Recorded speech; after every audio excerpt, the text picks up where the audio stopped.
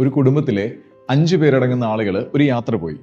അവർ സഞ്ചരിച്ച കാറ് ആക്സിഡന്റിൽ പെടുകയും അതിൽ 3 പേര് അത്യാവശ്യം പരിക്കുകളോടെ ഹോസ്പിറ്റലിൽ അഡ്മിറ്റ് ചെയ്യപ്പെടുകയും ചെയ്തു. ഹോസ്പിറ്റൽ ബില്ല് വന്നത് 3.5 ലക്ഷം രൂപയാണ്.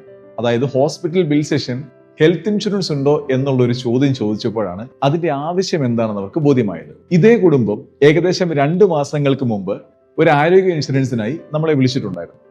അന്ന് നമ്മൾ ടാറ്റയുടെ മെഡിക്കെയർ സെലക്ട് എന്ന് പറയുന്ന ഒരു പോളിസിയാണ് അവർക്ക് സജസ്റ്റ് ചെയ്തത്. അതായത് ഇവരുടെ കുടുംബത്തിലുള്ള 5 പേർക്കുമായി 22,000 രൂപയായിരുന്നു വർഷം പ്രീമിയമായി അടക്കേണ്ടിയിരുന്നത്. ഒരു വർഷം 10 ലക്ഷം രൂപ ഉപയോഗിക്കാനും സാധിക്കുമായിരുന്നു. പിന്നീട് ചെയ്യാം, ഇപ്പോൾ കുഴപ്പമില്ലല്ലോ, 1-2 മാസങ്ങളുടെ കഴിയട്ടെ എന്നാണ് അവർ പറഞ്ഞത്. അന്ന് അവർ ആ ഹെൽത്ത് ഇൻഷുറൻസ് എടുക്കുകയായിരുന്നെങ്കിൽ ഇന്നുണ്ടായിട്ടുള്ള മുഴുവൻ ചെലവുകളും കമ്പനി തന്നെ അടച്ചേനെ.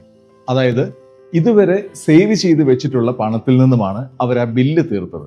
ഹോസ്പിറ്റൽ ചെലവുകൾ നമുക്കൊരിക്കലും മുൻകൂട്ടി നിശ്ചയിക്കാൻ കഴിയുന്ന ഒന്നല്ല. എല്ലാവരും ആരോഗ്യ ഇൻഷുറൻസ് എടുക്കണം എന്ന ഉദ്ദേശത്തോടു കൂടി തന്നെയാണ് കേന്ദ്ര ഗവൺമെന്റ് സെപ്റ്റംബർ 22 മുതൽ ഹെൽത്ത് ഇൻഷുറൻസിൽ 18% GST ഒഴിവാക്കുകയും ചെയ്തിരിക്കുന്നത്. അതായത് ഇത്രയും കാലം നമ്മൾ കൊടുക്കുന്ന പ്രീമിയത്തിന്റെ 18% GST ഇനത്തിൽ ഗവൺമെന്റിന് കൊടുക്കണമായിരുന്നു. ഇന്ന് 1 രൂപ പോലും GST ഇനത്തിൽ കൊടുക്കുകയും വേണ്ട.